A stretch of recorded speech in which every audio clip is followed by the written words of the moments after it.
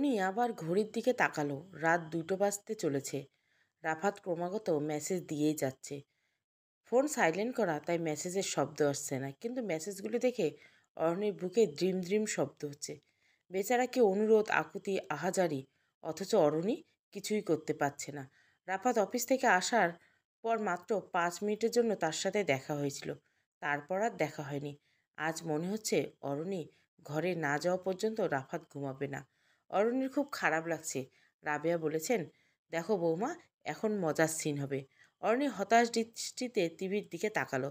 তার চিৎকার করে বলতে মন চাইল, আমি টিভি দেখব না, আমি এখন একটু ঘরে যেতে চাই, আমাকে এই কারাগার থেকে মুক্তি দিয়ে দেন। কিন্তু বলা যাচ্ছে না। সামনের মানুষটি যখন অতিরিক্ত ভালো আচরণ করে, তখন তার পিঠে অতিরিক্ত খারাপ আচরণ করা যায় না। রাবে হঠাৎ করে ইচ্ছে হয়েছে অরণ্যকে নিয়ে সিনেমা দেখবেন। রাত 11টা বাজে তিনি সিনেমা ছেড়েছেন। একটা সিনেমা শেষ, এখন আরেকটা চলেছে। প্রথম সিনেমাটায় অরণি খুব আগ্রহ নিয়ে দেখছিল। শাশুড়ির সাথে বসে সিনেমা দেখা তো মজার ব্যাপার, কিন্তু মজারও একটা সীমা আছে। রাত 12:30টায় যখন তিনি নতুন সিনেমা ছাড়লেন, তখন অরণির ইচ্ছে হলো শক্ত কণ্ঠে বলতে, মা, দয়া করে আপনি নিজে ঘুমান আর আমাকে ঘুমাতে দিন। অরণি শক্ত কণ্ঠে এই কথা বলতে পারেনি, কেবল বলেছে, মা, আমার আর ভালো লাগছে না, আমি প্লিজ ঘুমাতে চাই। রাবেয়া তখন অনুরোধের দৃষ্টিতে বলল, আর মাত্র আধ ঘন্টা মা, একটু সহ্য করো। এই সিনটা না দেখলে মনে হচ্ছে সারা রাত আমার আর ঘুম আসবে না। তুমি চলে গেলে আমার একা দেখতে ইচ্ছে করবে না। প্লিজ একটু আসো অরণি, আমার লক্ষ্মী মেয়ে। অরণি তখন মনে মনে বলল, আমি আপনার লক্ষ্মী মেয়ে না, আপনার লক্ষ্মী মেয়ে ঘরে নাক ডেকে ঘুমাচ্ছে, আর আপনি আমাকে এখানে বসিয়ে রেখেছেন। ওইদিকে আপনার ছেলে মরে যাচ্ছে। রাবেয়া আধ ঘন্টা বলতে বলতে 1.5 ঘন্টা সময় লাগিয়ে দিয়েছে। অরণি কোনোভাবেই উঠতে পারছে না। নির্মল সাহেব বিছানার দেওয়ালে হেলান দিয়ে বই একটা মুখের কাছে ধরে আছেন। তিনি কি ঘুমিয়ে গেছেন নাকি জেগে আছেন তাও বোঝা যাচ্ছে না। অরণি নিজের অবস্থা বোঝানোর জন্য চোখ বন্ধ করে দেওয়ালে মাথা ঠেকিয়ে রাখলো, যাতে রাবেয়া ভাবেন অরণির খুব ঘুম পেয়েছে। তখন যদি আল্লাহর ওয়াস্তে টিভিটা বন্ধ করে অরণিকে যেতে দেন। রাফাত আবার মেসেজ পাঠালো, তোমরা কোন রুমে আছো বলো তো, আমি এক্ষুনি আসছি। অরণি দ্রুত লিখল, প্লিজ এসো না, বাবা এখনও জেগে আছে। তুমি কি ওদের সামনে থেকে আমাকে নিয়ে যাবে? প্রয়োজনে তাই করব, আমার আর ভালো লাগছে না অরণি। রাফাত চূড়ান্ত অধৈর্য হয়ে পড়েছে। অরণি বিপদগ্রস্ত হয়ে লিখল, এমন করলে আমার লজ্জা লাগবে। তুমি আমার জন্য এখনও জেগে আছো, ব্যাপারটা কেমন দেখায়? কেমন দেখায় মানে? আমার স্ত্রীর জন্য আমি জেগে থাকবো না, তা কি অন্য ছেলে জেগে থাকবে? আশ্চর্য! উফ, আল্লাহ, রাফাত এমন ঠোঁট কাটার মতো কথা বলছে কেন? অরণি অস্বস্তি লাগছে খুব। রাফাত নিচে আসতে দেওয়া যাবে না কিছুতেই। অরণি মেসেজ লিখল, আমি 5 মিনিটের মধ্যে উপরে আসছি, তাও তুমি নিচে এসো না প্লিজ। ওকে, ঘড়ি ধরে মাত্র 5 মিনিট অপেক্ষা করব। তারপর যদি না আসো তাহলে আমি সত্যি চলে আসবো। অরণি রাবেয়ার দিকে চেয়ে দ্রুত বলল, মা, আমি বাথরুমে যাচ্ছি। রাবেয়ার টিভির দিকে চেয়ে থেকে বলল, আচ্ছা, তাড়াতাড়ি এসো। অরণি মনে মনে উত্তর দিল, সরি মা, আপনি সকালের আগে আমার চেহারা আর দেখবেন না। অরণি রুম থেকে বের হয়ে হাঁপ ছাড়ল। ইস, এই বুদ্ধিটা তার মাথায় আগে আসে নাই কেন? দ্রুত সিঁড়ি ভেঙে উপরে উঠতে লাগলো অরণি, কিন্তু মাঝপথে দেখা হয়ে গেল রাফাতের সঙ্গে। একই সময় রাফাতও নিচে নামছিল। দুজন দুজনকে দেখে হেসে ফেলল, তারপরে একসঙ্গে হাত ধরে উপরে উঠে এলো। রাফাত ঘরে ঢুকে দরজা আটকালো। এরপর অরণ্যের দিকে ঘুরে কোমরে হাত রেখে প্রশ্ন করলো, সমস্যা কি বলো তো? এত রাত পর্যন্ত কি করছিলে? অরণ্য অপরাধী কণ্ঠে জানায়, সিনেমা দেখছিলাম। তোমার সিনেমা দেখা এত ইম্পর্ট্যান্ট হয়ে গেছে? আরে আমি তো চলেই আসতে নিয়েছিলাম, কিন্তু মা আমাকে আটকে রেখেছিল। আসতেই দিচ্ছিল না? মা কি তোমাকে দড়ি দিয়ে বেঁধে আটকে রেখেছিল? অরণ্য দুই পাশে মাথা নাড়ালো। রাফাত লেগে বলল, তাহলে তুমি কেন আসতে পারবে না? বাবাও জেগেছিলেন। আমি কি বলতাম তাদের? ঘুমের কথা অনেকবার বলছি। মা বললেন এখানে তার সঙ্গে শুয়ে পড়তে, বাবা অন্য রুমে চলে যাবেন। তখন আমি বললাম, থাক, ঘুম আসছে না। তখন মা বললেন, তাহলে আর একটু বসো। আমি তো এখন মুখ ফুটে এটা বলতে পারি না যে তুমি জেগে অপেক্ষা করছো। এইটা বললে নিশ্চয় তোমার দাঁত পড়ে যেত না? অরণি চুপ করে রইল। রাফাত বিছানায় বসে অস্থির করে বলতে লাগলো, আমার এতক্ষণ কী যে ইচ্ছে করছিল তোমাকে বোঝাতে পারবো না। বাড়িতে আমি থাকি মাত্র 12 ঘন্টা, এর মধ্যে মিনিমাম 6 ঘন্টা ঘুমাতে হয়। তুমিও 2 ঘন্টা বিভিন্ন কাজে ব্যস্ত থাকো, অর্থাৎ 24 ঘন্টার মধ্যে আমার জন্য তোমার সময় মাত্র 4 ঘন্টা। কত কম সময়! আর আজকে তো এক্সটেন্ডেড হয়ে গেল। তুমি 6 ঘন্টা ধরে ঘরের বাইরে, বেশি ইনজাস্টিস হয়ে গেল না? অরণি রাফাতের পাশে বসতে বসতে বলল, আমি কি করব বলো? ইচ্ছে করে তো কিছু করিনি। কাল থেকে আর হবে না। এখন তুমি শুয়ে পড়ো প্লিজ, না হলে সকালে অফিস যেতে পারবে না। রাফাত ভুরু কুচকে বলল, অফিসে কে যাবে? আমি ঠিক করছি কাল অফিসে যাব না। কেন? সারা রাত না ঘুমিয়ে অফিসে গেলে ঝিমাতে হবে, তার চেয়ে না যাই। তুমি সারা রাত ঘুমাবে না কেন? তোমার কি মনে হচ্ছে তোমাকে পাশে নিয়ে ঘুমানোর জন্য আমি 2টা পর্যন্ত অপেক্ষা করছি? অর্নি লজ্জা গলায় বলবো, তাই বলে কাল অফিস মিস দিবে? এটা তো ঠিক না। একটা দিন মিস দিলে এমন কোনো ক্ষতি হবে না। আমি তো ওয়েট করছি ভ্যাকেশনটার জন্য। আর মাত্র কয়টা দিন, তারপর আমরা হানিমুনে যাব 2 মাসের জন্যে। অরণি চোখ বড় করে বলল, 2 মাসের জন্য কেউ হানিমুনে যায়? পাগল! তাহলে কয় মাস? 5 মাস। অরণি কপালে হাত দিয়ে বলল, হাই গর্ধব, সর্বোচ্চ 10-12 দিনের জন্য যাওয়া যেতে পারে। রাফা তাচ্ছিল্য করে বলল, ধ্যাত, 10-12 দিন কী হবে? চোখের পলকে কেটে যাবে।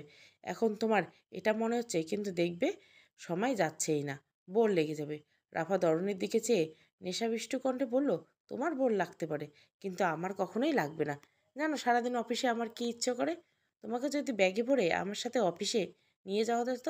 আমার ডেস্কের নিচে বড় একটা ড্রয়ার আছে, সেখানেই তোমাকে লুকিয়ে রাখতাম। কেউ না থাকলে বের করে তোমাকে মন ভরে দেখতাম আর চুমু দিতাম। ইস, সিরিয়াসলি ইদানিং এই ইচ্ছেটা আমার এত বেশি পরিমাণ হচ্ছে। মাঝে মাঝে অফিসের কাজের খুব প্রেশার থাকে, একটু রিল্যাক্স হওয়া যায় না। তাই মনে হয় অন্তত 5 মিনিটের জন্য যদি তুমি আমার অফিসে চলে আসতে, আমাকে জড়িয়ে ধরে তোমার বুকে মাথা রেখে আমার সব ক্লান্তি চলে যেত। অর্ণি মন খারাপ গলা বলল, আহারে, এই তো আমি সামনে আছি, এখন জড়িয়ে ধরলে চলবে? হুম, এখন শুধু জড়িয়ে ধরলে চলবে না, আরও। অর্ণির সাথে সাথে রাফাতের মুখ চেপে দিল। চুপ! রাফাত ঝট করে মুখ থেকে অরণির হাতটা সরিয়ে বলল, কেন? আমার কথা শুনতে ভালো লাগছে না। কথা শুনতে শুনতে তো অরণির চেহারা লজ্জায় লাল হয়ে গেল। সে মাথা নিচু করে বলল, না, একদম জঘন্য লাগছে। জঘন্য লাগছে শুনতে হবে। মাঝে মাঝে তো ইচ্ছে করে অফিস থেকে ছুটি নিয়ে বাড়িতে চলে আসি। সারাদিন তোমাকে দেখি, তোমার ঠোঁটে গলায় গালে চুমু দিতে থাকি। তারপর? অরণি কঠিন গলায় বলল, তুমি যদি মুখ বন্ধ না করো তাহলে আমি আবার নিচে চলে যাব, আর ফিরে আসবো না। রাফাত নিচের ঠোঁট কামড়ে হেসে ফেলল। তারপর বলল, বুঝেছি, তুমি চাইছো যে না আমি কথা বন্ধ করে সরাসরি কাজ শুরু করি। অরণি 2 হাতে মুখ ঢেকে বলল, ছি, কি খারাপ! আমি এটা একবারও বলিনি। রাফাত ঘর কাঁপিয়ে হাসতে লাগলো। আজকের সকালটা অরণির মন খারাপ দিয়ে শুরু হলো। গতকাল রাফাত অফিসে যায়নি। প্রায় সারা রাত তাদের ঘরের দরজা বন্ধই ছিল। এখন ঘরবন্দি মানুষও ছিল। আর আজকে রাফাত সকাল সকাল অফিস চলে গেছে। কিন্তু আজও বাড়িতে কোনো মানুষ নেই। কোনো মানুষ নেই বলে ভুল হবে। মানুষ আছে, কিন্তু নিচতলায়। 2 তলা পুরো ফাঁকা। দীপ্তিভাবে আজ তার বাপের বাড়ির মানুষদের নিয়ে ঘুরতে গেছেন। সে খুব শৌখিন মহিলা। কিছুদিন পর পর বেড়াতে যাওয়ার আয়োজন করা তার নেশা। রুমা, নীলিমা, তাঞ্জু তার সাথে লাইন ধরেছে। আজ দীপ্তি রাবেয়ার সাথে নিয়ে গেছে। উর্মি তো এই সময় স্কুলে থাকে। আর ঋতুর আজকে নিচে কাজ বেশি। সকাল থেকে সে একবারও উপরে আসেনি। কাজ না থাকলেও নিশ্চয় আসতো। অতএব বলা যায় পুরো 2 তলা অরণি আজ একাই আছে। সবাই ফিরবে কখন বলা যায় না। এই জন্য ভালো লাগছে না অরণির। মন বিষণ্ণ লাগছে। একবার রাফাতকে ফোন করে কথা বলতে ইচ্ছে করলো, কিন্তু রাফাত ইদানিং এত ফাজিল হয়েছে যে তাকে ফোন দিতে গেলে 10বার ভাবতে হয়। সে ফোন ধরে এমন সব কথা বলতে থাকে যে লজ্জা পেয়ে অরণির ফোন কেটে দিতে হয়। দীপ্তিদের সাথে আজ চাইলে অরণি ঘুরতে যেতে পারত, কিন্তু যায় নাই রুবাইতে ভয়ে। ওই ছেলের মুখোমুখি হতে তার একদম ইচ্ছে করে না। চাহিনি দেখলে মেজাজ খারাপ হয়। মন চায় কষিয়ে থাপ্পড় লাগাতে। অরণি রান্নাঘরে এসে চুলো জ্বালালো। কফি খেতে ইচ্ছে করলো। মগ ভর্তি কফি নিয়ে ছাদে বসে থাকবে। না হলে নিচে শিলা চাচি আছেন, তার সঙ্গে কফি খেয়ে গল্প করা যায়। মানুষটা সারাদিন এত কাজ করতে থাকেন যে বসে 2 মিনিট গল্প করার সুযোগ হয় না। অথচ এই বাড়িতে যখন অরণি প্রথম এসেছিল, তখন শিলা চাচি তাকে সবচেয়ে বেশি সাপোর্ট করেছে। মানুষটার কাছে অরণি কৃতজ্ঞ। তাছাড়া শিলা চাচির ছেলে তাহসিনও আছে, এই বাড়িতে সবচেয়ে নিশ্চুপ সদস্য। তার এখন অ্যাডমিশনের পিরিয়ড চলছে। সারাক্ষণ পড়াশোনা নিয়ে ব্যস্ত থাকছে ছেলেটা। অরণি তার কাছে কফি নিয়ে যেতে পারে। পেছন থেকে মনে হলো কারো পায়চারি শোনা যাচ্ছে। অরণি তৎক্ষণাৎ পেছনে ঘুরল, কিন্তু কাউকে দেখতে পেল না। বুকে থুতু নিল, ভয় লাগছে তার। কফিটা দ্রুত বানাতে হবে। নিচে চলে গেলে আর ভয়টা লাগবে না। 2 তলা এখন পুরোপুরি নিস্তব্ধ। এজন্য বোধহয় এমন গা ছমছম করছে। অরণি ভয় কাটানোর জন্য শব্দ করে গান গাইতে লাগলো। তার গানের কণ্ঠ বেশ সুন্দর। তারে আমি চোখে দেখিনি। রুবায়েত পর্দার আড়াল থেকে অরণিকে দেখছে। তার শরীর উত্তেজনায় ঘামছে। মাথার মধ্যে এলোমেলো সব চিন্তা। ভেবেছিল আজ সবার সাথে অরণিও আসবে। সেদিন যখন অরণি চায়ের কাপটা রুবাইয়াতের হাতে না দিয়ে দীপ্তির হাতে দিয়ে চলে যাচ্ছিল, ঠিক তখনই অরণিকে ছুঁয়ে দেওয়ার তীব্র আকাঙ্ক্ষাটা ভালোভাবে মাথাচাড়া দিয়ে উঠেছিল, যার ফলস্বরূপ আজ সে এত বড় সাহস করে ফেলেছে। প্রায় ফাঁকা বাড়িতে অরণি একা আছে জেনে ছুটে এসেছে। অরণি গানের কণ্ঠ আর চুলের গন্ধে কেমন কঠিন একটা মোহর জাল সৃষ্টি করেছে। রুবাইয়াত নেশাগ্রস্তর মতো সেদিকে ঘনিষ্ঠ আছে। সে জানে অরণি এখন তাকে দেখলে রেখে যাবে, চিৎকার করবে কিংবা আরো ভয়ঙ্কর কাজ করবে। তাই রুবাইয়াত স্টোররুমের দরজাটা বন্ধ করে ঢুকেছে। তার মনে হচ্ছে অরণি যদি আজ রেগে তাকে চড় দেয় তাও কিছু হবে না, বরং ভালো লাগবে। মনে হবে অরণির হাতের ছোঁয়াতে ফুলের সৌরভ মেশানো আছে। অরণি মনে মনে গান গেয়ে চলছে। রুবাত সবকিছু স্বপ্নের মতো লাগছিল। আলতো কণ্ঠে রুবায়েত ডাকলো, অরণি। অরণি পিছন ঘুরে রুবায়েতকে দেখে সহসা চিৎকার দিতে মুখ হাত চেপে ধরলো। তারপর শরীর ধাক্কা খাওয়ার দরজার মতো কাঁপতে লাগলো। রুবায়েত হালকা হাসলো। অরণি মনে হলো এত জঘন্য মুখের হাসি সে কোনোদিন দেখেনি।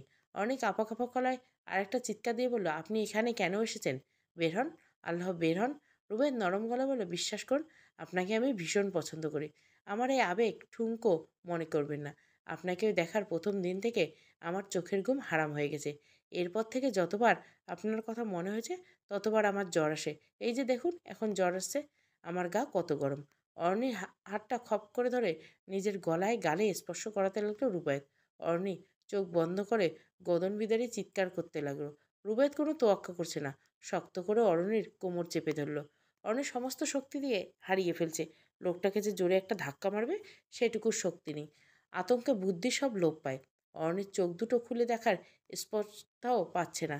তার সাথে একই সর্বনাশ হচ্ছে। প্রচণ্ড ঘৃণা লাগছে। শরীর কাটা দিয়ে উঠেছে। অরণি কিছু চিন্তা না করে ফুটন্ত গরম কফির কেটলিটা হাতে নিয়ে রুবায়েতের মুখে ছুঁড়ে মারল। প্রথমে ভারী কেটলির আঘাতে রুবায়েতের কপাল ফুলে তারপর গরম কফিতে মুখ ঝলসে গেল। রুবায়েত হিংস্র জন্তুর মতো আর্তনাদ করে উঠল। অরণি এই অবস্থায় রুবায়েতকে ল্যাং মেরে ফেলে দিল। রুবায়েত চিৎ হয়ে লুটিয়ে পড়ল মেঝেতে। দুই হাত দিয়ে মুখ ঢেকে যন্ত্রণায় কাতরাচ্ছিল। অরণি আক্রোশে তার গোপন জায়গায় একাধারে লাথি মারল। তারপর ছুটে বেরিয়ে এলো স্টোর রুম থেকে। দরজা খুলতে একটু অসুবিধা হচ্ছিল, কিন্তু অবশেষে খুলতে পেরেছে। এই সমস্ত কাজ সে করেছে এক নিঃশ্বাসে। বাইরে বের হতে ঋতুকে দেখলো অবনী। ঋতু বড় বড় চোখ করে বলল, ভাবি কি হয়েছে? চিল্লানি শুনলেন তো? ভিতরে কেডা? অরণি জোরে জোরে নিঃশ্বাস ফেলল। কোনো কথা বলল না। ঋতুকে ঠেলে নিয়ে ঘরে ঢুকে দরজা আটকে দিল। তার শুধু ভয় হচ্ছে, ভয়ঙ্কর আতঙ্ক কাজ করছে। এই বুঝি রুবায়েত ওখান থেকে উঠে চলে আসলো। গর্জন করতে করতে দরজা ভেঙে ফেলল। অরণি ঘরে কোথায় লুকাবে বুঝতে পারছে না। সে দৌড়ে বাথরুমে চলে গেল। বেসিনের উপর থেকে বডি ওয়াশ নিয়ে শরীর ঘষতে লাগলো। এমনভাবে ঘষছে যেন তার পুরো শরীর নোংরা। নোংরাটা ঘষে মেজে তোলা যাচ্ছে না। ঋতু এত অস্বাভাবিক অবস্থা দেখে ভয়ে স্তব্ধ। একটু পর অরণির কাছে গিয়ে মিনতি করে বলল, ছোট ভাবি, আপনি কি হয়েছে? আল্লাহর দোহাই লাগে, কন আপনি কি হয়েছে? অরণি শূন্য দৃষ্টিতে একবার তাকালো ঋতুর দিকে। ঋতুর চোখে পানি। এই দেখে অরণি বাঁধ ভাঙা নদীর মতো কেঁদে উঠল। ঋতুকে জড়িয়ে ধরে তার সে কি কান্না! ঋতু অবাক হয়ে গেল। একটু পর অরণি ঋতুকে ধাক্কা মেরে সরিয়ে শাওয়ার ছেড়ে দিল। সাদা ফেনা মাখায় শরীর ধুয়ে যাচ্ছে। অরণি শাওয়ারের নিচে চোখ বন্ধ করে দাঁড়িয়ে রইল। তার ছিপছিপে শরীরটা মৃদু কাঁপছে। হঠাৎ করে অরণি বাথরুমের দরজা বন্ধ করে দিল। ঋতু জোরে জোরে দরজা ধাক্কাচ্ছে, কিন্তু অরণির সারা শব্দ নেই। কুল কিনারা না দেখে ঋতু অরণির মোবাইল নিয়ে রাফাতকে ফোন দিল। ওই পাশ থেকে ফোন রিসিভ হওয়ার মাত্র রাফাত কথা বলার সুযোগ না দিয়ে এক নিঃশ্বাসে ঋতু বলে গেল, ছোট ভাইয়া আপনি বাড়িতে আসেন জলদি। ছোট ভাবির অবস্থা খুব খারাপ। জলদি আসেন ছোট ভাইয়া। কি হয়েছে অরণি? আমি কইতে পারি না। আপনি আসেন দেখে যান। রাফাত কয়েক মুহূর্তে চুপ থেকে তাড়াহুড়ো করে বলল, আচ্ছা আচ্ছা আমি আসছি। ঋতু ফোন কেটে দিয়ে আবার বাথরুমে দরজা ধাক্কাতে শুরু করলো। তখন বাইরে থেকে রুবাইয়ের চিৎকার শুনল। ঋতু ভয়ে ভয়ে গিয়ে দরজা খুলে দেখলো স্টোররুম থেকে বের হয়ে লিভিং রুমের সোফায় বসে আছে রুবায়েত। ফ্রিজ থেকে বরফখণ্ড বের করে নিজের মুখ ফন্ডলে ধরে আছে। ঋতু মনে মনে বলল, হারামজাদা, তোর লাইগা ছোট ভাবির এই অবস্থা। তার ইচ্ছে করলো রান্নাঘর থেকে বটি এনে একটা কোপ দিতে, নয়তো গায়ের জ্বালা মিটবে না। ঋতু দৌড়ে রান্নাঘরে যাচ্ছিল। রুবায়েত তাকে দেখে বলল, এই মেয়ে শোনো, আমার গায়ে গরম কফি পড়েছে, খুব জ্বালাপোড়া করছে, তোমার কাছে অ্যান্টিসেপটিক হবে? ঋতু শান্তা গলায় বলল, জি হইব। তাহলে একটু দ্রুত নিয়ে আসো। ঋতু রান্নাঘরে নিয়ে মশলার পট নিল। এক মুঠো মরিচের গুঁড়া নিয়ে ফিরে এলো। এই যে নেন। রিবাত কিছু বুঝে ওঠার আগে সারা মুখে মরিচের ডলে দিয়েছে ঋতু। রিবাত অকস্মাৎ চিৎকারে ভবন কেঁপে উঠল। ঋতু দৌড়ে ঘরে চলে এলো। রুবায়েত চোখ খুলে তাকাতে পারছে না। তাকে কেবল দৌড়াতে হচ্ছে। রাফাত 1 ঘন্টার মধ্যে বাড়ি ফিরে এলো। তখন দীপ্তিরা ফিরে এসেছে। পুরো বাড়িতে ঘটনা জানাজানি হয়েছে। রুবাদের চোখে মরিচের গুঁড়ো দেখে দেওয়ার অপরাধে ঋতুকে চড় মেরেছে দীপ্তি। ঋতু গালে হাত দিয়ে ফুপিয়ে কাঁপছে। এসব ঘটনা এসে দেখতে পাচ্ছে রেফাত। সে এখনো বুঝতে পারেনি বাড়িতে আসলে হয়েছে কি। এদিকে অরুণী এখনো বাথরুমের দরজা খুলে বের হয়নি। লিভিং রুম এই মুহূর্তে বাড়ির সবাই সমাবেত হয়েছে। সকলের চেহারা গম্ভীর। একটা ভয়ঙ্কর কাণ্ড ঘটে গেছে বাড়িতে। রাহাত মাত্র অফিস থেকে ফিরেছে। তার একমাত্র ভাইয়ের মুখ পুড়ে গেছে। তার জন্য বিরাট দুঃসংবাদ। অথচ নিজের বাড়ির সদস্যদের কারো কিছু হলে রাহাত এত মাথা ঘামায় না যতটা বউয়ের বাপের বাড়ির সদস্যের জন্য মাথা ঘামায়। রাবেয়া ব্যাপারটা খেয়াল করেছে। রুবের চিৎকার থেমে গেছে। দীপ্ত একটা ছোট্ট পাখা দিয়ে ভাইয়ের মুখে অনবরত বাতাস করছে। রুবেতের চেহারা অস্বাভাবিক লাল। দেখলে মনে হবে ভয়ঙ্কর কোনো প্রেতাত্মা। রুবেদ ঋতুকে আশেপাশে শুচ্ছে। মেয়েটা কাছে পেলে সে নিজেও একটা চড় মারত। কত বড় বেয়াদব। ঋতু দীপ্তির চড় খেয়ে কাঁদতে কাঁদতে অরণির রুমে ঢুকছে। এখনও সেখানেই বসে আছে। অরণি বাথরুম থেকে বের হয়েছে অনেকক্ষণ পরে। তার সারা শরীর ভেজা। এখনও শুকনো কাপড় তার মাথায় টাওয়াল জড়িয়ে শান্ত মুখে নিষ্প্রাণ পুতুলের মতো বসে আছে। রাফাত তার গা ঘেঁষে বসেছে। অরণির হাত দুটো রাফাতের হাতের মুঠোয়। অরণির থেকে থেকে কেঁপে উঠছে। রাফাতের বুকে মাথা ঠেকালে ভয় একটু কমছে। তারপর আবার সেই জঘন্য স্মৃতি মনে করে লজ্জায় কুঁকড়ে যাচ্ছে। ঋতু তাদের থেকে একটু দূরে বসে ফ্যাঁস ফ্যাঁস করে কাঁদছে। নিজের জন্য না, তার কান্না পাচ্ছে অরণির জন্য। রাফাত এখনও ঘটনা জানে না। অরণি মুখ খুলে নেই, শুধু রাফাতকে অনুরোধ করছে তার পাশে বসে থাকার জন্য। রাফাত তাই বসে আছে। তবে অরণির মুখ থেকে তার কিছু শোনার প্রয়োজন। পুরো কথা সে যেটুকু শুনেছে তাই যথেষ্ট পরিস্থিতি বোঝার জন্য। এই সামান্য ব্যাপার না, বোঝার কিছু নেই। অরণি বিধ্বস্ত অবস্থায় আর রুবাইয়াতে পরিণতি দেখলে যে কেউ বুদ্ধিমান চট করে বুঝে ফেলবে সব। রাফাত স্থির হয়ে বসে আছে ঠিকই, কিন্তু তার গায়ে শিরা উপশিরে কাঁপছে। ইচ্ছে করছে ছুটে গিয়ে রুবাইয়াতের গলা টিপে ধরতে, একাধারে চোখে মুখে ঘুষি মেরে তার হুঁশ উড়িয়ে দিতে। কিন্তু কিছু করতে পারছে না। বাড়ির গুরুজনেরা রুবাইয়াতকে ঘিরেছে। রাফাত কেন কিছু করতে পারছে না। শিলা কথা বললেন, তুমি সকালে এই বাড়িতে কেন এসেছিলে রুবাইয়াত? তোমার কি কাজ ছিল? দীপ্তি শিলার দিকে এমনভাবে তাকালো যেন শিলা খুব খারাপ কথা বলেছেন। রুবায়েত এই বাড়িতে আসা যেন খুব সাধারণ ব্যাপার। এই নিয়ে কেউ প্রশ্ন করতে পারবেন না। রাবেয়া বললেন, আমাদের সাথে গাড়িতে উঠেছিলে না তুমি? তারপরে আবার নেমে গেলে কেন? এখানে আসার জন্য? রুবায়েত নত কণ্ঠে বলল, বিশ্বাস করুন আন্টি, আমার কোনো দোষ ছিল না। আপা আমাকে পাঠিয়েছিল। সবার নজর দীপ্তির দিকে। শিলা চাচি অবাক হয়ে বললেন, কি ব্যাপার দীপ্তি? দীপ্তি থতমত খেয়ে বলল, আমার পার্স খুঁজে পাচ্ছিলাম না। ডয়ারে রেখে দিয়েছিলাম, তারপর আর নিতে মনে নেই।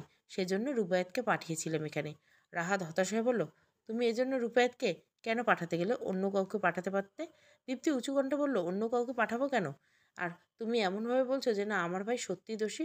ও তো বলেছে ও কিছু করেনি। শিলা কঠিন গলায় বলল, আরোহী এখানে একা আছে। এটা জানার পরও তুমি তোমার উপযুক্ত ভাইকে এখানে পাঠাবে কেন? অরণি একা কোথায় ছিলেন? আপনারা তো ছিলেন। আর আমাদের মধ্যে ছেলে মানুষ বলতে কেবল রুবায়েত ছিল। ভেবেছিলাম এক দৌড়ে যাবে আবার এক দৌড়ে ফিরে আসবে। আমি কি আর জানতাম অরণি এত কাহিনী করবে। শিলা রুক্ষ গলায় বলল, তুমি এমনভাবে কেন বলছো? এটা কি অরণির দোষ? দীপ্তি দায়সারা হেসে জবাব দিল, আমি কিভাবে বুঝবো কার দোষ? আমি তো এখানে উপস্থিত ছিলাম না। ছোট চাচা বললেন, সশরীরে এখানে কেউ উপস্থিত ছিল না মা, কিন্তু কমন সেন্স এখানে সবার মাথার উপর উপস্থিত। বোঝাই যাচ্ছে কি হয়েছিল। দীপ্তি রেগে বলল, আপনারা কি আমার ভাইকে দোষী ইঙ্গিত করতে চাইছেন? আমি অরণির দোষ দিচ্ছি না, কিন্তু রুবায়েত আমাকে যা বলেছে তার সারমর্ম হলো সে কফি খেতে চেয়েছিল অরণির কাছে। তারপর কেটলি থেকে কফিটা তার গায়ে পড়ে। এইটুকু ঘটনা। আর বেয়াদবি করেছে ঋতু।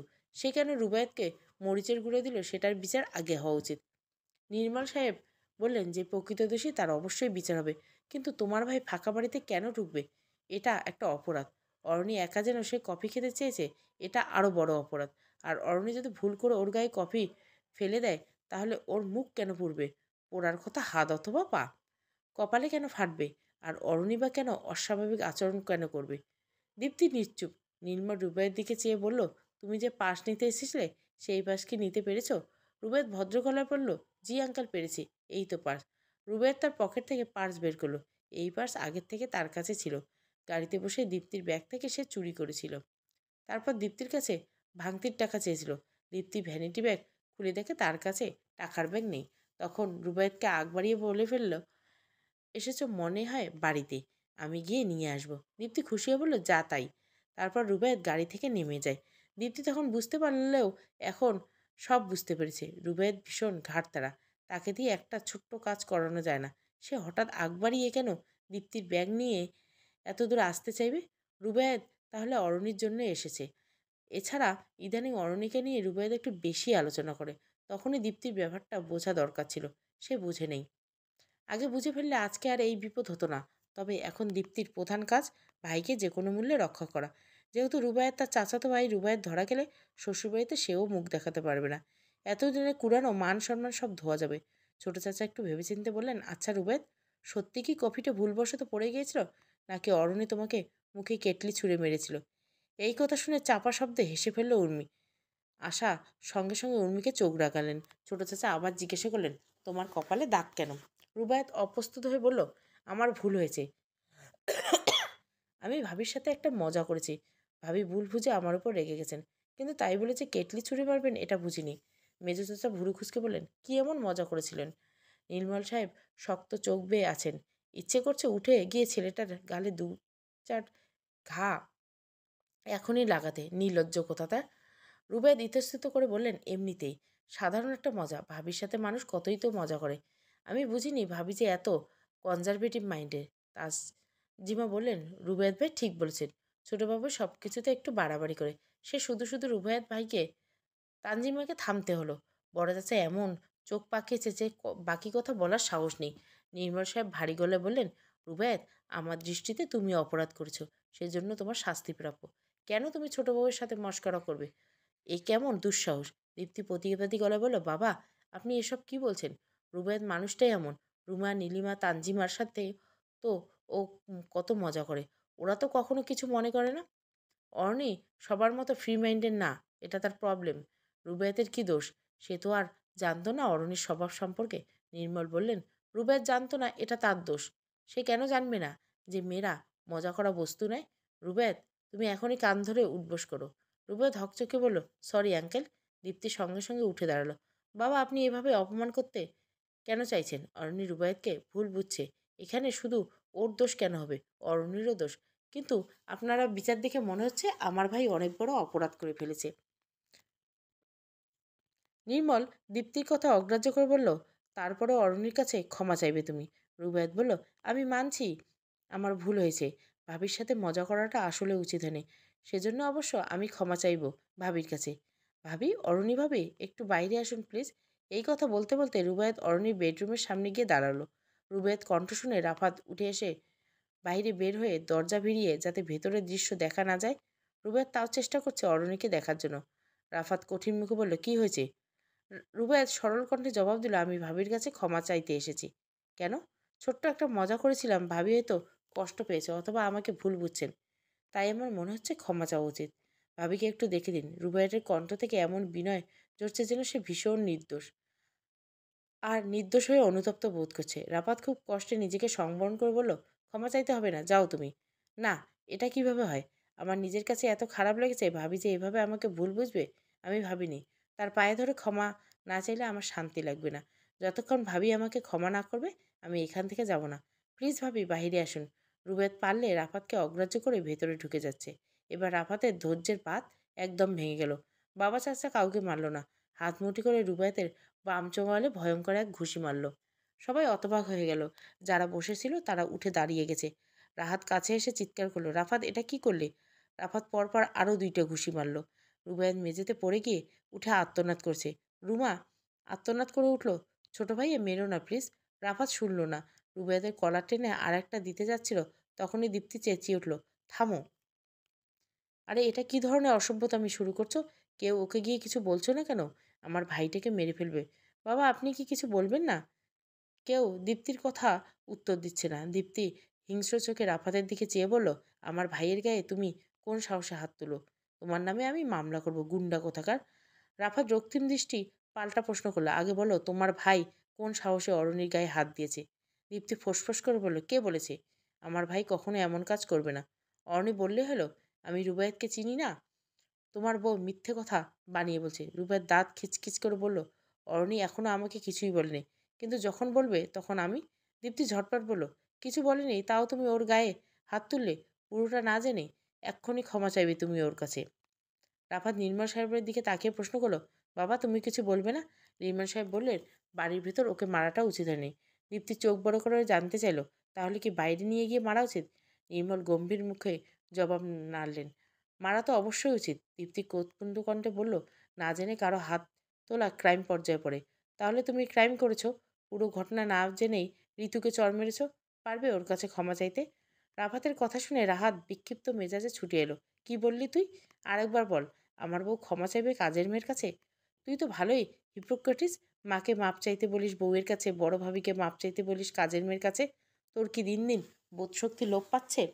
রাফাত মাথা নিচু করে কঠিনভাবে বলল, আমার বোধশক্তি ঠিক জায়গায় আছে। ভাবি অন্যায়ভাবে ঋতুর গায়ে হাত তুলছে। ঋতুর জায়গায় নীলিমা হলেও আমি একই রিয়েক্ট করতাম। এই কথা শুনে নীলিমার গা জ্বলে উঠল। এর মানে কি? ছোট ভাইয়ের ঋতুর সাথে আমাকে তুলনা করছে? অর্থাৎ এই বাড়ির মেয়ে আর কাজের মেয়ের মধ্যে কোনো পার্থক্য নেই? অথচ ঘরের ভিতর থেকে কথাটা শুনে ঋতুর চোখে আবার পানি চলে এলো। তার চোখের এই অশ্রু কৃতজ্ঞতার। এই বাড়িতে অনেকে আছে তো কতবার বকশিস পেয়েছে সে, কিন্তু সম্মান কারো কাছে পায়নি। আজকে ছোট ভাইয়ের কাছে পাওয়া হলো। রাহাত রাবেয়ার কাছে গিয়ে বলল, মা, তোমাকে আমি আজকে বলে দিচ্ছি, এই বাড়ির ছেলে তোমার বাড়ির মান সম্মান ডুবিয়ে ছাড়বে। ওর কথার ধরন দেখেছো? রীতিমতো দীপ্তি আর রুবায়েত জঘন্যভাবে অপমান করছে। সে আমার বউকে এমনভাবে অপমান করে, তার সাথে আমি এক বাড়িতে থাকবো না। এবার তুমি ঠিক করো মা, ও বেরিয়ে যাবে নাকি আমি? আজকে এর একটা ফয়সালা অবশ্যই দরকার। রাবে একবার বড় ছেলের দিকে তাকাচ্ছে আর একবার ছোট ছেলের দিকে। রাহাত হাঁপ ছেড়ে আবার বলল, আরও একটা কথা তোমাকে বলে দিচ্ছি, এই ছেলের সাথে থাকলে তুমি জীবনে আরও অপমানিত হবে। নিজের বউয়ের কাছে তোমাকে মাপ চাওয়াই ছিল, মনে নেই? কয়দিন পর দেখবে তোমাকে দিয়ে ওর বউয়ের পা টেপাচ্ছে, তখন কি করবে? রাবে হতভম্ব হয়ে যাচ্ছে। ছোট ভাইয়ের প্রতি বড় ভাইয়ের এত ক্ষোভ! মা হয়ে দুই ছেলের এমন বিবাদ তিনি কার পক্ষ নেবেন? দীপ্তি আর অরণির মধ্যে রাবেয়া কাউকে পছন্দ করেন না। অরণির সাথে তিনি এখন যেটা করেছেন সেটা আলগা আহ্লাদ।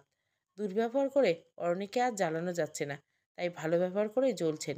কিন্তু রাফাতকে তিনি প্রচণ্ড ভালোবাসেন। আজ পর্যন্ত রাফাত তার মনে কষ্ট দেয়নি, কিন্তু রাহাত অনেকবার দিয়েছে। তাই রাবেয়া ভালো মতন বোঝেন কোন ছেলে তার জন্য সঠিক। তিনি রাফাতের কাছে গিয়ে মাথায় হাত বুলিয়ে বললেন, আমার ছেলে আমার কাছেই থাকবে, তুই বেরিয়ে যা। রাহাত মায়ের উত্তর শুনে হকচকিয়ে গেল। বদ্ধ ঘরে দীপ্তি সশব্দে রুবায়েতের গালে চল মারল। রুবায়েত হকচকে দৃষ্টিতে বলল, আপা তুমিও? দীপ্তির কোধা নালে পুড়ছে। রাগে খটমট করে বলল, এত বড় আস্পর্ধা তোর কিভাবে হলো? একবার আমার মান সম্মানের কথা চিন্তা করলি না? ফাজিল লাফাঙ্গার। রাবায়েত রুবায়েত কোনো উত্তর দিল না। তীক্ষ্ণ দৃষ্টি নিচের দিকে তাকিয়েছে। দেখলে মনে হয় সে ড্রাগস নিয়ে নেশায় টালমাটাল। এই জগতের কোনো ধ্যান ধারণা তার মধ্যে নেই। দীপ্তি ক্রমাগত পায়চারি করতে লাগলো। লিভিং রুমে এখনও পারিবারিক তর্ক বিতর্ক শুরু হয়েছে। এই সুযোগে দীপ্তি রুবায়েতকে নিয়ে নিজের বেডরুমে চলে এসেছে। এখানে থাকলে আরও মার খেত সে। দীপ্তি নিজেকে পাগল পাগল লাগছে। আগে যেখানে দেবর ননদরা মুখে হাসি ছাড়া দীপ্তির সঙ্গে কথা বলতো না, তারাই আজ কেমন বক্র দৃষ্টিতে তাকাচ্ছিল।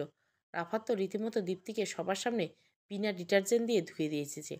কারোর সামনে মাথা তুলে না তাকানোর উপায়টুকু নেই। এই বাড়িতে আর থাকা সম্ভব না তার পক্ষে। সবার অসম্মানের ব্যক্তি হয়ে দীপ্তি এখানে থাকতে চায় না। দীপ্তি চেঁচিয়ে বলল, তোর জন্য রুবায়েত, তোর অসভ্যতামির জন্য আজকে আমার এই শোচনীয় অবস্থা। সবার মাথা হেট করে দিলি তুই। তোর কোনোদিন ভালো হবে না দেখিস। দীপ্তি কাঁদতে লাগলো হাউমাউ করে। আপার কান্না দেখে রুবায়েতের মধ্যে কোনো হেলদোল দেখা যাচ্ছে না। সে নিজস্ব ঘরে আটকে থেকে বলল, আপা, আমি অরণিকে বিয়ে করতে চাই। কথা শুনে দীপ্তির চোখ স্ফুলিঙ্গের মতো জ্বলে উঠল। কাছে এসে রুবায়েতকে একাধারে আরও দুইটা চড় দিয়ে বলল, তোর মাথা খারাপ হয়ে গেছে, টোটালি ইনসেন্স তুই। তোর ট্রিটমেন্ট দরকার। আল্লাহ, এ কেমন বিপদে ফেললে তুমি। তোর মতো কুলাঙ্গার ভাই আর কারো না হোক। রাহাত ঘরে ঢুকে বলল, অনেক কষ্ট করে মাকে ম্যানেজ করছি, না হলে আজকে আমাদের বাড়ি থেকে বের হয়ে যেতে হতো। দীপ্তি বিস্ফোরিত গলা বলল, তোমার কিভাবে মনে হলো যে এত কিছুর পরে আমি এই বাড়িতে থাকবো? রাফাত আমাকে কি অপমানটাই না করলো সকলের সামনে। সে যদি এসে আমার পায়ে ধরে পড়ে থাকে, তাও আমি এ বাড়িতে থাকবো না। রাফাত জীবনে তোমার পায়ে ধরবে না, সেই আশা করে লাভ নেই। কিন্তু এখানে না থাকলে তো সমস্যা হয়ে যাবে। আমি বাড়ির সাথে অনেক দূরত্ব অনেক বেড়ে গেছে। তাহলে তুমি থাকো তোমার বাড়ি নিয়ে, আমাকে ডিভোর্স দিয়ে দাও। আমি তোমাদের সবার সাথে এখানে অবহেলার পাত্রী হয়ে থাকতে পারবো না। আমার এখনই দম বন্ধ লাগছে। আমার এতদিনের সব মান সম্মান ধুলোয় মিশে গেল। রাহাত আর চোখে রুবায়েতের দিকে চেয়ে বিড়বিড় করে বলল, এমন ভাই যার থাকে, তার মান সম্মান ধুলায় মিশবে না তো কি? দীপ্তি রুবাইয়াতের কাছে গিয়ে রোষপূর্ণ কণ্ঠে বলল, বের হ তুই এখান থেকে, আমার চোখের সামনে আর কোনোদিনও আসবি না। রুবাইয়াত নমনীয় গলায় বলল, আপা অরণি। চুপ, একদম চুপ, আরেকবার অরণির নাম উচ্চারণ করলে আমি তোকে গলা টিপে মারব। বিকট শব্দ হলো। হুট করে দীপ্তির শোবার ঘরে ঢুকে পড়েছে রাফাত।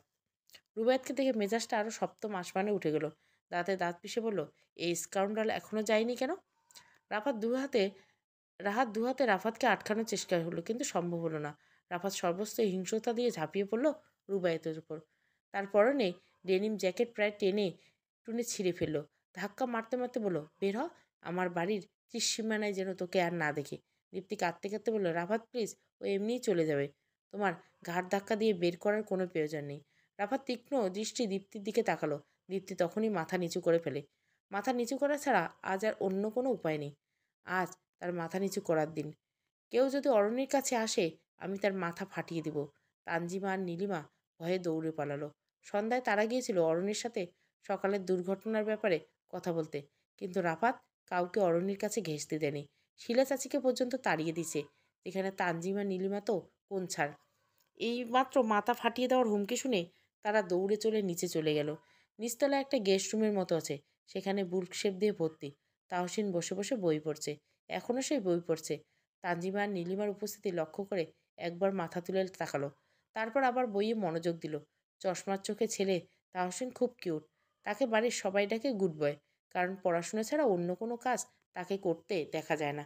ছেলেটা কোনো দুষ্টুমিতে থাকে না, তবে মাঝে মাঝে বুদ্ধিমানের মতো বুদ্ধি করে দুই একটা কথা বলে। তার সেই কথাগুলো খুব কাজে লাগে। তানজিমা আর নীলিমা তাহসিনের সামনে বসে ফিসফিসিয়ে আলাপ করছিল। তাদের আলোচ্য বিষয় অরণি। অরণির অবস্থা খুব খারাপ, সারাদিন একবারও ঘর থেকে বের হয়নি। আর ওই দুর্ঘটনার পর পুরো 40 মিনিট লাগিয়েছে গোসল করছে। খুব অদ্ভুত, তাই না? তানজিমার কথার উত্তরে নীলিমা বলল, অদ্ভুত তো বটে, কিন্তু ছোটবাবু ভাবির সূচিবায়ু রোগ আছে, তাই মনে হয় গোসল করছিল। তানজিমা মাথা নেড়ে বলল, হুম, আমার মনে হয় যথেষ্ট খারাপ কিছু হয়েছে, নাহলে অরণি এতক্ষণ লাগিয়ে গোসল করবে কেন? ওই সময় কারো গোসল করার মতো অবস্থায় থাকে? নীলিমা একটু ভেবে বলল, ধুর, কিভাবে যে আসল ঘটনা জানবো? ছোট ভাইয়া তো ভাবির কাছে যেতে কাউকে অ্যালাউ করছে না। আচ্ছা, ছোট ভাইয়া এমন করছে কেন? তাহসিনের থেকে উত্তর হলো, এই সময় ছোট ভাবি খুব মানসিক ফ্রাস্ট্রেশনে ভুগছে। সবাই মিলে যদি তাকে এই ব্যাপারে একাধারে প্রশ্ন করে, তাহলে সে আরও বেশি ফ্রাস্ট্রেটেড হয়ে যাবে। ঘটনা ভুলতে তার আরও বেশি সময় লাগবে। তার মানসিক অবস্থা এখন খুবই খারাপ। শারীরিকভাবে সে ক্ষতিগ্রস্ত হয়নি, কিন্তু মেন্টালি অনেক বেশি ড্যামেজ। এই ব্যাপারটা আমরা কেউ বুঝতে চাইছি না, কিন্তু ছোট ভাইয়া খুব ভালো মতো বুঝতে পারছেন। আফটার অল, দে আর সেমলেস। বেসিক্যালি ছোট ভাবির মেন্টাল হেলথের কথা শুনে ছোট ভাইয়া তাকে সবার থেকে আলাদা রাখছে। এই সময় একটা মেয়ের জন্য মেন্টাল সাপোর্টের খুব স্পেস খুব দরকার। তাহসিন বইয়ের দিকে তাকিয়ে কথাগুলো বলছে, মনে হলো যেন বই পড়ছে। নীলি আর তাঞ্জু কিছুক্ষণ নিষ্পলক চেয়ে রইল। একটু পর তাঞ্জু বলল, ঘোড়ার আন্ডা, এত ঢং নিয়ে কে বসে আছে? বউয়ের চিন্তায় ছোট ভাইয়ের মাথা খারাপ হয়ে গেছে, তাই সে এমন করছে। তাঞ্জুর কথা শেষ করে হাসতে লাগলো। নীলি বলল, আচ্ছা তাহসিন, তুই সবসময় এমন জ্ঞানীদের মতো কথা বলিস কেন? উর্মি এসে উত্তর দিল, সে সারাক্ষণ বই পড়ে তো, তাই জ্ঞানীদের মতো কথা বলবে। খুব, এটা স্বাভাবিক। তোমাদের মতো কূটনীতিরা তো আর জ্ঞানীদের মতো কথা বলবে না, তাই। তাঞ্জু চোখ পাকিয়ে বলল, কে কূটনীতি? উর্মি নির্বিকার গলে বলল, তুমি, রুমাপু, নীলিপু। তোমাদের কূটনীতির সর্দার হলো রুমাপু। ও, বাই দ্য ওয়ে, আজ তোমাদের সর্দারনি কোথায়? নীলিমা আক্ষেপ করে বলল, সে রুবায়েত ভাইয়ের শোকে কাতর হয়ে ঘরে দরজা বন্ধ করে কাঁদছে। কেন? রুবায়েত ভাইয়ের সাথে তার বিয়ের কথা চলছিল না? এখন এই ঘটনার পর বিয়েটা আর কি হবে? উর্মি হাসতে হাসতে বলল, বুঝলাম, এখন কি আর তার বিয়ে করার স্বাদ মেটেনি? নীলিমা খিলখিলিয়ে হেসে উঠল, না, এখনো মেটেনি। ওকে দীপ্তি ভাবির কাছে পাঠিয়ে দেওয়া উচিত। দুজনে একসাথে গলা জড়িয়ে ধরে কাঁদুক। ঠিক বলছিস, আজ তোদের দুজনেরই কাঁদার দিন। একজনের ভাই, অন্যজনের হবু বর কখন এই বাড়িতে ঢুকতে পারবে না। তানজিমা তীক্ষ্ণ গলা বলল, তোদের কি মনে হয় সত্যি আর কখনো রুবায়েত ভাই এই বাড়িতে আসবে না? অবশ্যই আসবে। রুমা কালকে ফোন করে কেঁদে কেটে ওকে নিয়ে আসবে, দেখবি। উর্মি সুর টেনে বলল, অত সহজ না। ও আরেকবার এই বাড়িতে ঢুকলে ছোট ভাই ওর ঠ্যাং ভেঙে দিবে বলেছে আমাকে। তানজো সুযোগ সন্ধানীর মতো বলল, আর যখন ছোট ভাইয়া অফিসে চলে যাবে তখন? নীলি কিছু একটা ভেবে বলল, একটা আইডিয়া পেয়েছি। কাল যখন ছোট ভাইয়া অফিসে চলে যাবে, তখন আমরা ছোট ভাবির ঘরে উর্মিকে পাঠাবো। তানজু বলল, ভালো বলেছিস। এটা করা যেতে পারে। উর্মি ভুরু কোচকে জিজ্ঞাসা করলো, আমাকে কেন? Why me? তানজিম মাথা দুলিয়ে বলল, আরে তোর সাথে ছোট ভাবির ভালো সম্পর্ক, তুই সব ডিটেলসে জেনে আসবি। রুবায়েত ভাই তার সাথে কি করেছে, কেন করেছে এসব। উর্মি ভুরু কুচকে বলল, ছি, তোমরা এসব জানার জন্য বসে আছো? এই জন্য ছোট ভাইয়া তোমাদের ঘরে ঢুকতে দেয়নি? একেবারে ঠিক হয়েছে। তানজু আর নীলি রাগে চোখাচোখি করলো। তানজু বলল, তোকে মনে হয় খুব ঢুকতে দিয়েছে। আমাকে দেয়নি অবশ্য, কিন্তু তোমাদের মতো ধমক দেয়নি। আমাকে সুন্দর করে বুঝিয়ে বলল। তানজু সরু চোখকে জিজ্ঞাসা করলো, কি বুঝিয়ে বলেছে? ছোট ভাইয়া বলেছে, এখন তো ছোট ভাবির মন ভালো নেই, একটা খারাপ ব্যাপার ঘটে গেছে, বাড়ির সবার মধ্যে কথাটা জানাজানি হয়েছে, তাই সে সবার সামনে আসতে লজ্জা পাচ্ছে, কথা বলতেও তার অস্বস্তি লাগছে। আস্তে আস্তে যখন সে সহজ হয়ে উঠবে, তখন নিজেই আমাকে ডেকে দেখা করিয়ে দিবে ছোট ভাবির সাথে। এভাবেই বলেছে ভাইয়া। নীলি বলল, তাহলে তো তাহসিনের কথাগুলোই ঠিক। উর্মি মাথা নেড়ে বলল, হুম, একদম। অরণি সারাদিন ধরে কিছু খায়নি, পুতুলের মতো থম মেরে বসে থেকেছে। রাফাত এইমাত্র জোর করে ভাত খাইয়ে দিল, তাও অর্ধেক খাওয়ার পর অরণি বলল খাবে না। রাফাত খাবার রেখে দিল, অরণিকে শুয়ে পড়ার জন্য বিছানা করে দিল। অরণি রাফাতের হাত ধরে আছে। রাফাত কিছুক্ষণ মায়ের দৃষ্টিতে চেয়ে থেকে বলল, চুমু দেয়। অরণি মাথা নেড়ে অনুমতি দিল। রাফাত অরণির দুই গালের সময় নিয়ে দুটো আদুরে চুমু দিল। তারপর তাকাতে দেখলো অরণির চোখে পানি। রাফাত গলা জড়িয়ে ধরে শব্দ করে কেঁদেই ফেলল অরণি। রাফাত তার মাথায় হাত বুলিয়ে দিয়ে বলল, থাক, কিচ্ছু হয়নি, সব ঠিক হয়েছে, যে মনে করে একটা দুঃস্বপ্ন দেখেছে। দরজায় কেউ কড়া নাড়ল। রাফাত গলা উঁচিয়ে বলল, কে? ঋতুর কণ্ঠ শোনা গেল। ছোট ভাইয়া, আমি। রাফাত অরণির দিকে চেয়ে বলল, ঋতু এসেছে, দরজা কি খুলবো? অরণি মাথা নেড়ে বোঝালো, হ্যাঁ। রাফাত গিয়ে দরজা খুলল। রীতি একবার অরণির দিকে তাকিয়ে বলল, আজকে ছোট ভাবির সাথে আমি থাকি? রাফাত অরণির দিকে চাইল। অরণি মাথা হেলিয়ে রাজি হয়ে বলল। রাফাত ঋতুর কাঁধে হাত রেখে বলল, ঠিক আছে, তোরা দুজনে তাহলে এখানে থাক, আমি ড্রয়িং রুমে শুয়ে পড়ছি। ঋতু এসে বলল আইসা। তার পাশে অরণির কাছে বিছানায় গিয়ে বসলো। অরণি কেবলমাত্র ঋতুর সাথে স্বাচ্ছন্দ্য কথা বলতে পারছে। এবারে অন্যরা সামনে যেতেও চাইছে না। মনে হচ্ছে ব্যাপারটা নিয়ে অনেক বিষণ্ণতায় ভুগছে হবে এই মেয়েটা। রাফাত এসব ভেবে দীর্ঘশ্বাস ছাড়ল। কি থেকে কি হয়ে যাচ্ছে, নিজের বাড়িতেও সে অরণিকে নিরাপত্তা দিতে পারল না। কত বড় বিপদ ঘটে গেল, কাল থেকে তো অফিস যেতেই ভয় লাগবে। রাবেয়া দুতলায় এসে দেখলো রাফাত সোফায় শুয়ে আছে। রাবেয়া কাছে এসে বলল, কিরে তুই এখানে, বৌমা কি ঘরে একা? রাফাত উঠে বসতে বসতে বলে, একা না, ঋতু আছে ওর সাথে। তুমি কিছু বলবে মা? হ্যাঁ, আমি এসেছিলাম একটু বৌমার সাথে কথা বলতে। অরণি এখন কারোর সাথে কথা বলতে পারবে না কেন? কথা না বলার মতো কি হয়েছে? এইখানে তো তার দোষ নেই, তাহলে কথা বলবে না কেন? ব্যাপারটা দোষের না, তুমি বুঝবে না। কেন এসেছে আমাকে বলো। তোকে কি সব কথা বলা যায় নাকি? এইসব মেয়েলি ব্যাপার। কি এমন মেয়েলি ব্যাপার যা ছেলে হয়ে আমি বুঝবো না? বুঝবি কিন্তু। বলে ফেলে তোমা, রুবায়েতের সাথে তুই আজকে যা করলি সেটা কি ঠিক হলো? মেরেছিস, আবার ঘাট ধাক্কা দিয়ে বের করে দিয়েছিস। এত অপমান না করলেও চলতে। তুমি কি এটা বলার জন্য এসেছো? না, আরও কথা আছে। এই ছেলের সাথে রুমার বিয়ে ঠিক করেছিলাম। রাফাত বিস্মিত হয়ে বলল, হোয়াট? রুমার বিয়ে, তাও ওই স্কাউন্ডারের সাথে?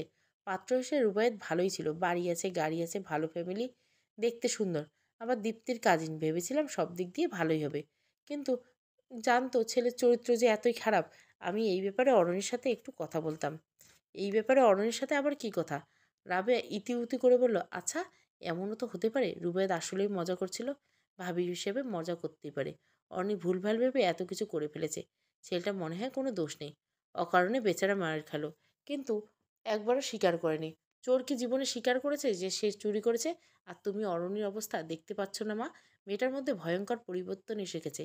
আজকে সারাদিনেও একবার হাসেনি, কথা বলছে না ঠিক মতো, একটু পর পর কাঁদছে। সামান্য ঘটনা হলে কি এমন হতো? রাবেয়ার চোখ বড় বড় হলো। বলিস কি? না জানি কত বড় সর্বনাশ হয়ে গেছে। এটা তো এইবারই মান সম্মানের প্রশ্ন। আমার এক্ষুনি অরণির সাথে কথা বলতে হবে। অসম্ভব, তুমি অরণির সাথে এই বিষয় নিয়ে একটাও কথা বলবে না? কেন বলবো না? পরিষ্কার করে জানতে হবে কি হয়েছিল। এটা পরিষ্কার করে জানার মতো বিষয় না। জানার থেকে বেশি ইম্পর্টেন্ট অরণির ভুলে থাকা আর ভালো থাকা। যা হওয়ার তা তো হয়ে গেছে, এটা আর বললেও ফিরে আসবে না। কিন্তু বারবার এই বিষয়টা নিয়ে প্রশ্ন তুললে অরণি আরও হতাশাগ্রস্ত হবে। সে তো এই খারাপ স্মৃতিটা এমনিতেই ভুলতে পারছে না। তার উপর তোমরা এভাবে উঠে পড়ে লাগলে তো সে কিছুতেই ভুলতে পারে না। এরপর যদি উল্টোপাল্টা কিছু করে ফেলে মেয়েটা, আমি ওকে নিয়ে যতটা ভয়ে আছি সেটা তোমাকে বলে বোঝানো সম্ভব না। প্লিজ মা, অরণিকে একটু স্পেস দাও, একটু নিজের মতো থাকতে দাও। প্রশ্ন করার জন্য অনেক সময় পাওয়া যাবে, কিন্তু অরণির কিছু একটা হয়ে গেলে সেটা আর ঠিক করা যাবে না। রাবেয়া কিছুক্ষণ চুপ থেকে বলল, ঠিক আছে, আমি আর আসবো না, ওকে কোনো প্রশ্ন করবো না, হয়েছে। রাবেয়া এই কথা বলে চলে গেলেন। কিন্তু রাফাত নিশ্চিত হতে পারল না। সে জানে কাল সে বাড়ি থেকে বের হওয়ার সাথে সাথে আবার সবাই হামলে পড়বে অরণ্যের উপর। তাকে হাজারটা প্রশ্ন করে মাথা খারাপ করে ফেলবে। রাফাত এভাবে কতক্ষণ সবাইকে দিয়ে পাহারা দিয়ে আটকে রাখতে পারবে কে জানে। দীপ্তি সারা রাত ভালো ঘুম হয়নি। সকালে ঘুম ভেঙে গেছে। ঘরের বাইরে বের হতে লজ্জা লাগছে এখানে। কিছুক্ষণ আগে নিচে গিয়েছিল, তখন আড়াল থেকে শুনেছে ডাইনিং রুমের নরদরা কিভাবে ব্রেকফাস্টে বসে তাকে নিয়ে হাসি মশকরা করছিল। তানজিনা বলেছে দীপ্তি নাকি প্রতিদিন সকাল সকাল উঠে বাপের বাড়ির মেহমানদের জন্য নাস্তা বানাতো, কিন্তু আজ সে রুম থেকে বের হচ্ছে না। তখন নীলিমা হাসতে হাসতে বলেছে আর কখনোই দীপ্তি পরিবারের মানুষ এই বাড়িতে ঢোকার সাহস পাবে না। সেজন্য নাকি দীপ্তি দরজা আটকে শোক পালন করছে। এসব শুনে দীপ্তি আর ওদের সামনে যায়নি, নীরবে নিজের রুমে ফিরে এসেছে। ইস, কি অপমান! নিজের চেয়ে বয়সে ছোট মেয়েগুলোর থেকে এমন অপমান সহ্য করা যায় না। দীপ্তির মন চাইছে লুকিয়ে থাকতে। সে কত চেষ্টা করেছিল রুবের দোষটা ধামাচাপা দেওয়ার জন্য, কিন্তু লাভ হলো না। রুবেদ বদ্ধ উন্মাদ হয়ে গেছিল। বাড়ির সবার সামনে এমনভাবে কথা বলতেছে যে কারো আর বুঝতে বাকি নেই। গতকাল তার বডি ল্যাঙ্গুয়েজ দেখে এমনিতেই বোঝা যাচ্ছিল যে সে কত জঘন্য অপরাধী। দীপ্তির আর কি করার, মান সম্মান সব গেছে। এই বাড়িতে থাকার কোনো মানে হয় না। আজ রাহাত বাড়ি ফিরে সে বড়সড় একটা ঝগড়া রাখবে। রাহাতও চালাকি করে আজ দ্রুত অফিসে চলে গেছে। দীপ্তির ফোন ধরছে না। দীপ্তি রাহাতের কাছেও খুব ছোট হয়ে গেল। তানজিমা নীলিমার হাত ধরে হাঁটছে। তাদের গন্তব্য উর্মির ঘর। ছোট ভাই এতক্ষণে অফিসে চলে যাওয়ার কথা। উর্মি ছোট ভাবির ঘরে পাঠাতেই হবে। আগে তানজু, নীলি আর রুমা তিনজনে সবসময় একসাথে থাকতো। রুবায়াতের ওই ঘটনার পর থেকে রুমার মন খারাপ প্রচণ্ড। সে এখনও দীপ্তির মতোই দরজা আটকে ঘরে বসে আছে। বেচারি এবারও বিয়েটা ভেঙে গেল। মেয়েটার বিয়ের ভাগ্য এতটা খারাপ, যার সাথে বিয়ে ঠিক হয় তার কোনো না কোনো সমস্যা হয়। উর্মিদের ঘরের কাছাকাছি এসে পা থমকে গেল দুজনের। উর্মির বাবা মা মানে ছোট চাচা আর চাচির মধ্যে ঝামেলা লেগেছে। তারা অপরের সাথে তর্কে ব্যস্ত। তাদের এই তর্কাতর্কির মূল বিষয় গতকালের ঘটনা। ছোট চাচা বলেছেন, তোমার সমস্যা কি? আশা জবাব দিলেন, আমার সমস্যা তোমাকে নিয়ে। আগ বাড়িয়ে রুবায়েতকে অপমান করতে গেলে কেন? বাড়ির সবাই তো ছিল সেখানে। তোমার কথা বলার কি প্রয়োজন ছিল? কথা বলছি তো। এখন কি হয়েছে? জাত চলে গেছে? এত বড় একটা ঘটনা ঘটে গেল বাড়ির বউয়ের সাথে, আর আমি প্রতিবাদ করব না? তোমার প্রতিবাদের জন্যই তো আমার সাথে দীপ্তির সম্পর্ক নষ্ট হবে এখন। আর বাড়ির বউ কাকে বলছো? অরণ্যের মধ্যে কি এমন বাড়ির বউয়ের কোনো বৈশিষ্ট্য আছে? না কোনো কাজ করে, না বাড়ির বউয়ের মতো চলাফেরা করে। তাকে তো দেখলেই মনে হয় এই বাড়ির মেয়ে বুঝি সে। সারাক্ষণ পটের বিবি সেজে দোতলায় বসে থাকবে। চোখে কাজল, মুখে স্নো মেখে সাজগোজ করবে। আর মাথা ভরা একগাদা চুল ছেড়ে রেখে নায়িকাদের মতো হাঁটবে। রুবায়েত আর কি দোষ? যে কোনো ছেলে এমন অবস্থা দেখলে পাগল হবে। জীবনে কখনো মাথায় কাপড় দিতে দেখেছ ওকে? যা হয়েছে সব ওর দোষে। এভাবে চলাফেরা করলেই তো এমনই হবে। স্ত্রীর কথা শুনে ছোট চাচার মেজাজ গরম হয়ে গেল। কি আবোল তাবোল বলছো? মাথা ঠিক আছে? তুমি বলতে চাইছো এই দুর্ঘটনার জন্য অরণি দায়ী? রুবায়েতের কোনো দোষ নেই? অবশ্যই তাই। ওই মেয়ে তো রূপ দেখিয়ে রুবায়েতের মতো সভ্য ছেলেটার মাথাটা খেয়েছে। রুবায়েত সভ্য ছেলে? ছোট চাচা বিষম খেলো। রুবায়েত সভ্য হলে অসভ্য জিনিসটা কি? আশা এক নাগারে বলে গেল, কত সুন্দর করে আমাকে ছোট চাচি বলে ডাকতো। দীপ্তি বলেছিল রুমার সাথে এই ছেলের বিয়ে হলে সে নাকি চাচি শাশুড়িদের ডায়মন্ড নেকলেস উপহার দিত। আহারে, কি সুন্দর চিন্তা! ছোট চাচা এতক্ষণে বুঝতে পারলো ডায়মন্ড নেকলেসের জন্য আফসোসে মরে যাচ্ছে উর্মির মা। দীর্ঘশ্বাস ছেড়ে বলল, চিন্তা করো না, আমি তোমাকে ডায়মন্ডের নেকলেস কিনে দেবো। তাও এসব বলা বন্ধ করো। শুনতে বিশ্রী লাগছে যে আমার স্ত্রী হয়ে তুমি একটা বদমাইশের পক্ষ নিয়ে কথা বলছো। আশা ধমক দিয়ে বললেন, খবরদার মিথ্যে স্বপ্ন দেখাবে না। ডায়মন্ড নেকলেস যেই দাম, তোমার 3 মাসের বেতন একত্রে করলে উঠবে না। ইস, বিয়েটা যে কেন ভাঙলো! রাফা তো যথেষ্ট বাড়াবাড়ি করেছে। ছেলেটার গায়ে হাত তোলার কি প্রয়োজন ছিল? বাড়িতে এত মানুষ, তাও রাফাতকে কেউ কিছু বলল না কেন? ছোট চাচা হেসে বললেন, ঠিকই তো আছে, ওর মেজাজ খারাপ হওয়াই স্বাভাবিক। দুর্ঘটনা ঘটেছে ওর বউয়ের সাথে। যদি তোমার সাথে এই দুর্ঘটনা ঘটো তাহলে আমি ওকে ছেড়ে দিতাম? আশা এই কথা অপ্রস্তুত হয়ে মুখে হাত চেপে ধরল। কি অসম্ভব কথা! রুবায়েত তিনি নিজের ছেলের মতো দেখেন, আর রুবায়েত কিনা তার সাথে ছিছি। তোমার আক্কেল জ্ঞান কোনোদিনও হবে না? কি বলতে কি বলবে আমার সাথে? এসব কেন হবে? আমি কি অরণির মতো চুল ছেড়ে চোখে কাজল লাগিয়ে ঘুরি নাকি? ছোট চাচা টিপ্পিনি মেরে বলল, একবার চেষ্টা করে দেখো, তোমাকে অরণির চেয়েও সুন্দর লাগবে। তখন আর রুমার বিয়ের জন্য অপেক্ষা করতে হবে না। এমনি মানুষ ডায়মন্ডের নেকলেস নিয়ে হাজির হবে। নাউজিবিল্লা! তানজি আর নীলি এসব কথা শুনে চাপা শব্দে হাসছিল। হঠাৎ উর্মি বের হয়ে ওদের দেখে ফেললো। এই তোমাদের আমাদের ঘরে আড়ি পাচ্ছ কেন?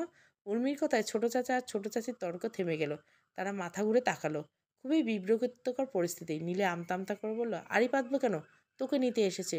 মনে নেই কালকেই বলছিলাম ছোট ভাবির ঘরে যেতে হবে? উর্মি বলল, আমি এখন ছোট ভাবির ঘরে যাচ্ছি, চলো একসাথে যাই। তানজু আর নীলি সমন্বয় স্বরে বলল, চল। তিনজনে খুব উৎসাহ নিয়ে 2 তলায় উঠেছে। দীপ্তির ঘরের দরজা আটকানো। তারা দক্ষিণ পাশে অরণির ঘরের সামনে এলো। যথারীতি অবাক, কারণ ঘর তালা দেওয়া। আশ্চর্য, ছোট ভাইয়ারা ভাবি কেউ কি বাসায় নেই? রাফাত গতকাল ভেবেছিল অরণিকে কিছুদিন বাপের বাড়িতে দিয়ে রেখে আসবে, কিন্তু বাড়ির মানুষজনে এই কথা জানালে কেউ না কেউ বাধা দিত। তাই রাফাত বুদ্ধি করে কাউকে কিছু না বলে সকাল সকাল বের হয়ে গেছে অরণিকে নিয়ে। মাত্র 2 ঘন্টা রাস্তায় ব্যক্তিগত গাড়ি নিয়ে যেতে বেশি সময় লাগলো না। অরণিকে বাড়ি পৌঁছে দিয়ে রাফাত অফিসে যেতে হবে। অরণি মায়ের সামনে রাফাতের শার্ট মুষ্টিয়ে ধরেছে। কিছুতে রাফাতকে যেতে দিবে না সে। রাফাত ইতস্তত করে বলল, দেখুন তো আন্টি, আমার কাজ আছে, অফিসে আজ যেতেই হবে। গত পরশু ছুটি নিয়েছি, কালকে হাফ ডে নিয়েছি, এত ঘন ঘন কি ছুটি নেওয়া যায়? শারমিন অরণিকে ধমক দিয়ে বললেন, সমস্যা কি তোর? একটা চড় মারবো, ছাড় ওকে। শারমিন জবরদস্তি অরণির হাত ছাড়িয়ে নিল। অরণির চেহারাটা কেমন ফ্যাকাশে হয়ে গেল।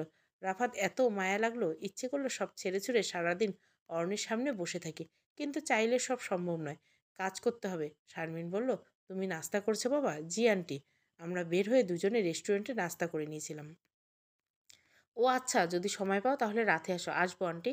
তারপর রাফাত অরণির দিকে চেয়ে কোমর গলে বলল, বাই, চলে যাচ্ছি আমি। অরণি তাকালোই না। অভিমান আর শক্ত চেহারা। শারমিন রেগে বলল, এই মেয়ে একটা পাগল। মানুষ কি কাজকর্ম না করে সারাদিন তোকে নিয়ে বসে থাকবে? এত সকালেও যে ছেলেটা এত দূরে এসেছে তোকে নিয়ে, এটাই অনেক। এখন আবার উল্টো পথ ঘুরে অফিসে যাবে, কত কষ্ট। আর সে বসে বসে ঢং নিয়ে। অরণি রাগ দেখিয়ে ব্যাগটা হাতে নিয়ে রুমে চলে গেল। শারমিন অবাক হয়ে বলল, মেয়েটার কি হয়েছে? কথা না বলে কেন? রাফাত নরম কণ্ঠে বলল, ওর মনটা খুব খারাপ আন্টি, এই জন্য আপনার কাছে রেখে যাচ্ছে। ওকে ধমক টমক দিবেন না, একটু ভালো মতো কথা বলবেন, ওর সাথে গল্প করবেন। শারমিন চিন্তিত কণ্ঠে বলল, কি হয়েছে বলো তো বাবা? কেন মন খারাপ মেয়েটার? রাফাত মাথা নিচু করে বলল, অনেক কাহিনী, এখন বলার সময় নেই। আপনি অরুণের সাথে একটু কথা বলার চেষ্টা করুন। আপনি তো মা, হয়তো আমাদের কাছে ও যেটা বলতে পারছে না সেটা আপনার কাছে বলবে। আর না বললে সমস্যা নেই, ওর মনটা যেন ভালো হয়, তাই আপনার কাছে নিয়ে এসেছি। এখানে নিপাভাবে আছে, অথই আছে, ওদের সাথে মিলেমিশে থাকলে অরণ্যই ভালো লাগবে। শারমিনের দুশ্চিন্তা কমলো, তবু দীর্ঘশ্বাস ছেড়ে বলল, ঠিক আছে বাবা, তুমি সাবধানে যেও। আসসালামু আলাইকুম আন্টি। ওয়ালাইকুম সালাম। রাফা চলে যেতেই শারমিন দরজা বন্ধ করে অরণ্যকে ঘরে নিয়ে গেল। না, অরণ্য তোমার জন্য থার্ড পার্ট। ভালো লাগলে অবশ্যই লাইক, শেয়ার এবং সাবস্ক্রাইব করবেন। Thank you for watching.